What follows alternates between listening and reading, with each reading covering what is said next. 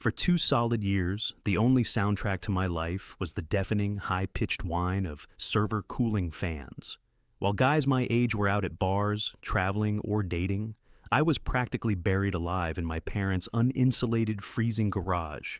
I was 23 years old, running on a diet of cheap ramen and black coffee, writing thousands of lines of code until my vision literally blurred. I was building a predictive logistics algorithm for mid-sized e-commerce companies. It sounds boring, but in the business world, finding a way to cut shipping times and warehouse costs by 15% is the equivalent of striking oil. I called the software Arrowroot. I started with 1 beta client, then 3, then 10. By the end of my second year in that miserable garage, my software was quietly generating over $60,000 a month in recurring revenue. I didn't tell a single soul. I knew exactly what would happen if I did. To understand my paranoia, you have to understand my older brother, Liam. Liam was 29, handsome, charming, and a complete financial parasite. He was the classic golden child. My parents worshipped the ground he walked on. Liam loved calling himself a serial entrepreneur, which was just a polite way of saying he burned through other people's money. He had crashed a dropshipping company, a crypto startup, and a boutique marketing agency. Every single time he failed, my parents remortgaged their house or dipped into their retirement to bail him out and protect his fragile ego. Recently, Liam's latest venture had completely imploded. He was hundreds of thousands of dollars in debt. His wife was threatening to leave him, and the bank was foreclosing on his luxury townhouse. He moved back into my parents' guest room, absolutely desperate. The fatal mistake happened on a rainy Tuesday. I had run inside the house to grab a glass of water, leaving the heavy garage door cracked open. I was gone for maybe 3 minutes, but when I came back, Liam was standing perfectly still in the center of my makeshift office. He was staring directly at my glowing monitor. I had left my Stripe payment dashboard open on the screen. I watched the color completely drain from his face as he processed the numbers. $68,000 in trailing 30-day revenue. I quickly stepped forward and slammed the laptop shut, but it was too late. The predatory gleam in his eyes told me everything I needed to know. He didn't see his little brother's hard work. He saw his own personal bailout. He didn't say a word to me. He just walked out. The ambush happened 2 days later. My parents called me into the formal dining room for what they called an urgent family meeting. When I walked in, Liam was sitting at the head of the table, wearing a crisp, tailored suit, looking incredibly smug. My mother looked anxious, and my father looked stern and resolute. "Mark, sit down," my father ordered, pointing to the chair opposite Liam. "Your brother has brought something very interesting to our attention. He tells us that you've been running a highly profitable software business out of our garage." "It's a small project," I lied, keeping my voice even. "I just pay for my own expenses." "Don't insult our intelligence, Mark," my mother chimed in, her voice trembling with that manufactured emotional manipulation she was famous for. "Liam saw the accounts. You are making millions of dollars while your brother is on the verge of losing his home. His marriage is falling apart. How could you be so incredibly selfish?" I stared at her, completely baffled. "Selfish? Mom, I work 18 hours a day. I built this from absolute scratch. Liam bankrupts every company he touches because he spends the capital on sports cars and expensive dinners. That is enough." My father slammed his fist on the table, making the silverware jump. "Your brother is an experienced CEO who has just had a run of bad luck. He knows the corporate world. You are just a kid playing with computers. We have discussed this as a family, and we have come to a decision. You are going to transfer 70% of your company's equity to Liam. He will take over as CEO to scale the business properly, and you will remain on staff as the lead developer." I actually laughed. I couldn't help it. It was the most absurd, deeply offensive thing I had ever heard in my life. "Absolutely not," I said, standing up from the table. "You must be completely out of your minds. I am not giving a single percentage of my life's work to a guy who doesn't even know how to write a basic line of code. The answer is no. End of discussion." I turned to walk back to the garage, but my father stepped directly into my path, his face dark red with fury. "You don't say no to this, family," he growled, stepping dangerously close to me. "If you won't share your success with your brother, then you are no longer a part of this family. I want you out of my house, tonight." "Fine," I shot back, the adrenaline surging through my veins. "I'll pack my servers and my computers and I'll be gone in an hour." Liam stood up, adjusting his expensive tie, a sickening, triumphant smile spreading across his face. "Actually, Mark, you won't be taking anything," Liam said smoothly. "Dad and I already spoke to a lawyer this morning. You built that software using their electricity, under their roof, while living rent-free. Legally, the physical hardware and the intellectual property created on this premises belong to the homeowners. You try to take a single hard drive out of that garage, and we will have you arrested for corporate theft." I froze. I looked at my mother. She couldn't even meet my eyes. She just looked down at the table. My father grabbed my arm, physically shoving me toward the front door. "Give me your house keys and your garage clicker, now." 10 minutes later, I was standing on the wet concrete of the driveway in the pouring rain. I had my wallet, my phone, and the clothes on my back. I watched in absolute silence as the heavy garage door slowly rolled down, locking away 2 years of my blood, sweat, and millions of lines of code. Liam stood in the window, watching me get soaked in the rain, secure in the knowledge that he had just stolen my entire future to fund his luxurious lifestyle. But as I turned around and started walking down the dark street, a slow, cold smile spread across my face.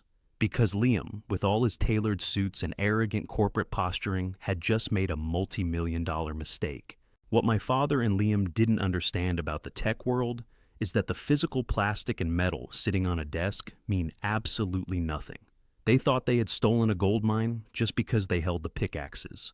But they didn't have the gold. The servers humming away in my parents' garage, those were just local testing nodes. They were practically expensive paperweights. The actual core architecture of Arrowroot, the proprietary predictive algorithms, the client databases, and the active payment gateways were entirely hosted on encrypted, decentralized cloud servers. And more importantly, I wasn't an idiot. 6 months prior, when the revenue started climbing, I quietly hired a corporate attorney. I registered a holding company in Delaware called Apex Logic LLC. I was the sole managing member. I legally transferred every single line of code, every trademark, and every patent application directly into that holding company. My parents and my brother hadn't stolen a highly profitable tech company. They had stolen 3 monitors, a couple of heavy desktop towers, and a router. I checked into a quiet hotel across town and bought a new laptop. Within 2 hours of being kicked out into the rain, I remotely locked down the local garage servers, changed every single master password, enabled 2-factor biometric authentication on the cloud, and rerouted the active client traffic so there would be zero disruption in service. The business kept printing money, and I just sat back to watch the circus unfold. And oh, what a spectacular circus it was. Liam didn't even try to reach out to me for the passwords. His ego was too massive, and he assumed he could just hire some cheap freelance IT guy to hack into my machines and retrieve the code. Meanwhile, he immediately went to work doing what he did best, playing the part of a visionary. He updated his LinkedIn profile to founder and CEO of Arrowroot. He posted heavily filtered photos of himself, standing in front of my parents' garage, wearing a designer suit, talking about his humble beginnings and his vision for the future of global logistics. My mother was leaving glowing, tearful comments on his posts, praising his incredible entrepreneurial spirit. But Liam wasn't interested in actually running the company. He wanted a quick, massive payday to clear his suffocating debts and buy back his luxury lifestyle. Through his old networking contacts, he managed to secure a meeting with the acquisition team at Omnicorp Logistics, a massive international shipping conglomerate. Because my software was already functionally brilliant and deeply integrated with several major vendors, Omnicorp's initial external audits showed massive potential. They could see the results of the algorithm on the open market. They didn't need to see the raw source code immediately to know the output was extremely valuable. They took the bait. 3 weeks later, Liam posted a photo of a bottle of vintage Dom Perignon on his public Instagram story. The caption read, "Closing the biggest deal of my life tomorrow. $5 million exit. Never let the haters slow you down. AI CEO all acquisition." He had actually done it. He had convinced a major corporation to buy Arrowroot. Through a mutual friend who still followed Liam, I found out the exact time and location of the final acquisition signing. It was scheduled for 10 a.m. on a Friday at Omnicorp's towering glass headquarters downtown. Liam was walking in there to sign away a company he didn't own, using intellectual property he couldn't access. to a team of ruthless corporate lawyers who did not take kindly to being defrauded. I picked up my phone and called my attorney. "It's happening," I told him, looking out the window at the city skyline. "He's trying to sell the IP tomorrow morning at Omnicorp." My lawyer chuckled, a low, predatory sound that sent a thrill of pure vindication down my spine. "Excellent. I actually know the lead counsel at Omnicorp personally. I'll make a quick phone call and send over our patent registry. Wear your best suit tomorrow, Mark. We are crashing a party." Friday morning, 9:55 a.m. I walked into the spectacular glass-walled boardroom on the 40th floor of Omnicorp headquarters. My lawyer, Mr. Vance, was already sitting at the massive mahogany table, casually chatting with Omnicorp's lead acquisition counsel. They had coffee, they were smiling. At exactly 10 a.m., the heavy double doors swung open. Liam strolled in, wearing a bespoke suit that he definitely put on a credit card, flashing a blinding, arrogant smile. To my absolute disgust, my parents walked in right behind him. They had dressed to the nines, wanting to be there for their golden boy's ultimate triumph. Liam's smile vanished the second his eyes locked onto me. He froze so fast my mother almost bumped into him. "What the hell is he doing here?" Liam snapped, his voice cracking slightly as he looked at the Omnicorp executives. "Security needs to remove him. He's a disgruntled former employee." The lead counsel for Omnicorp didn't even blink. He simply folded his hands on the table and looked at Liam with absolute chilling contempt. "Take a seat, Liam," the executive said quietly. "Mark is here at our invitation, because as it turns out, we have a very serious problem with your acquisition contract." Liam swallowed hard, sinking into a chair. My parents hovered awkwardly behind him, suddenly looking very small in the massive corporate room. "I don't understand," Liam stammered, sweating now.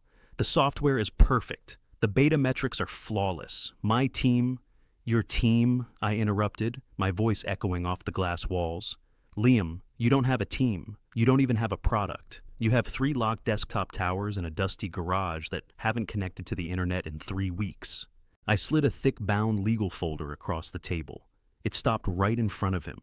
"That is the official Delaware corporate registry for Apex Logic LLC, I said, watching the blood drain from his face. Apex Logic holds the exclusive patents, the source code, and all intellectual property rights to the ArrowRoute algorithm. I am the sole managing member. You don't own the code. You don't own the servers. You don't even own the brand name." My mother gasped. "Mark, what did you do? You stole your brother's company?" "No, Mom," I said, looking at her with absolute pity. "I protected my own. You kicked me out into the rain to steal my life's work for a guy who has never succeeded at anything." The Omnicorp executive leaned forward, his voice like grinding stones. "Liam, attempting to sell intellectual property you do not own to a publicly traded company is textbook corporate fraud. It is a federal offense. We have already drafted a letter to the authorities. Not only is this $5 million deal entirely void, but Omnicorp's legal team is preparing to sue you into absolute oblivion for the legal fees and resources we wasted auditing your fraudulent pitch." Liam looked like he was going to pass out. He stared at the documents, his chest heaving, his fake billionaire persona completely annihilated in less than 3 minutes. My father stood frozen, finally realizing that he had evicted the son who was actually worth millions, only to become an accessory to the son who was about to go to federal prison. I stood up and buttoned my suit jacket. "By the way," I said, looking at the Omnicorp executive, "my lawyer will send over the legitimate licensing terms this afternoon. Let's do business." I shook his hand and walked out of the boardroom, without giving my so-called family a second glance, leaving them to drown in the multi-million-dollar nightmare they had so desperately built for themselves. If you loved seeing this corporate thief get absolutely destroyed in the boardroom, hit that like button and let me know your thoughts in the comments. Have you ever had someone try to take credit for your hard work? Share your stories below. Don't forget to subscribe to the channel for more satisfying karma and revenge stories every single week.